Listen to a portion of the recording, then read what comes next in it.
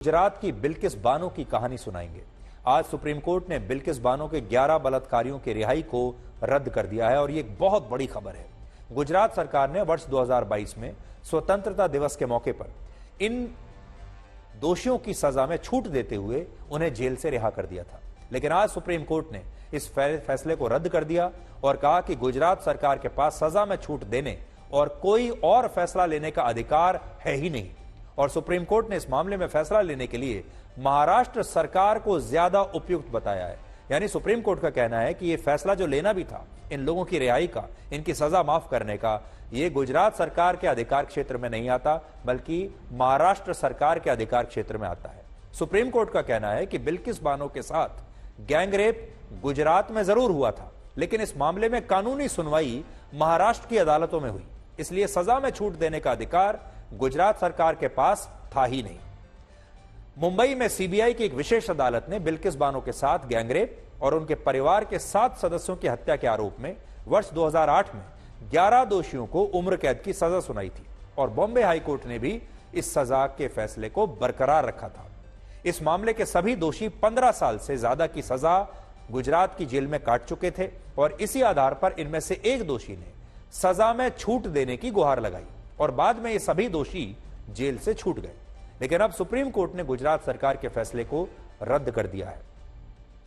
अब आपको बताते हैं कि 27 फरवरी 2002 के दिन बिल्किस बानो के साथ हुआ क्या था, यह पूरा मामला क्या था। यह वही दिन है जब कार सेवकों से भरी साबरमती एक्सप्रेस के कुछ डिब्बों में गोधरा के पास आग लगा दी गई थी और इसमें 59 लोगों की मौत हुई थी। और इसके बाद गुजरात में दंगे भड़क गए और दंगाइयों के हमले से बचने के लिए बिल्किस बानो अपनी 3.5 साल की बेटी सालेहा और 15 दूसरे लोगों के साथ अपने गांव से भाग गई थी और उस वक्त वो 5 महीने की गर्भवती थी, यानी प्रेग्नेंट थी। बकरीद के दिन दंगाइयों ने दाहोद और आसपास के इलाकों में कई घरों को जला दिया था और फिर 3 मार्च 2002 को बिल्किस बानो का परिवार गुजरात के गांव में पहुंचा और वहां पर खेतों में छिप गया। और इस मामले में दायर चार्जशीट के मुताबिक इसी के बाद कुल मिलाकर 20 से 30 लोगों ने लाठियों और जंजीरों से बिल्किस बानो और उनके परिवार के लोगों पर हमला किया। इस हमले में पहले बिल्किस बानो और उनकी मां के साथ गैंगरेप हुआ और इसके बाद 7 और लोगों की हत्या कर दी गई जो बिल्किस बानो के परिवार के लोग थे और इनमें बिल्किस बानो की अपनी बेटी भी शामिल थी। इस घटना के बाद बिल्किस बानो को गोधरा राहत शिविर पहुंचाया गया और वहां से मेडिकल जांच के लिए उन्हें अस्पताल लाया गया और वर्ष 2008 में सीबीआई की विशेष अदालत ने इस मामले में 11 लोगों को उम्र कैद की सजा सुनाई और तब से बिल्किस बानो इंसाफ के लिए लगातार संघर्ष कर रही है। बड़ी बात यह है कि शुरुआत में पुलिस ने बिल्किस बानो की शिकायत को भी दर्ज नहीं किया था, जिसके बाद उन्हें सुप्रीम कोर्ट जाकर इस मामले में इंसाफ की लड़ाई लड़नी पड़ी। यानी बिल्किस बानो ने इस मामले में बहुत संघर्ष किया है और इसलिए आज का फैसला ऐतिहासिक माना जाएगा। और इस पर जो पॉलिटिकल रिएक्शंस आ रहे हैं वो भी आप देखिए। ये तमाम फैसला और बिल्किस बानो के रेपिस्ट को, उनके बच्चे के, उनकी मां के कातिलों को छोड़ना नरेंद्र मोदी सरकार के उन बुलंदबांग दावों को एक्सपोज करता है। नारी शक्ति के बारे में आज बीजेपी खड़ी भी थी इन तमाम रेपिस्ट के साथ और ये अच्छा पैगाम जाना चाहिए कि कोई रेपिस्ट किसी भी पॉलिटिकल आइडियोलॉजी का हो उसको माफी नहीं मिलनी चाहिए।